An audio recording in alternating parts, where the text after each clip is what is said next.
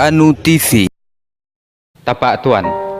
Jenazah Bupati Aceh Selatan Haji Azwir yang meninggal dunia di Singapura siang kemarin tiba di Bandara Teuku Cut Ali, Kabupaten Aceh Selatan, Selasa sekitar pukul 10.45 waktu Indonesia Barat. Jenazah diberangkatkan dari Singapura dan tiba di Bandara Kuala Namu, Sumatera Utara pada pukul 7.55 waktu Indonesia Barat. Setelah itu baru diterbangkan ke Aceh pada pukul 9.50 waktu Indonesia Barat dengan maskapai Susi Air. Ratusan masyarakat telah menanti di Bandara Teuku Cut Ali di Kecamatan Pasir Raja, Kabupaten Aceh Selatan. Dan jenazah akan dibawa ke pendopo Bupati, kemudian disalatkan di Masjid Istiqamah Tapak Tuan.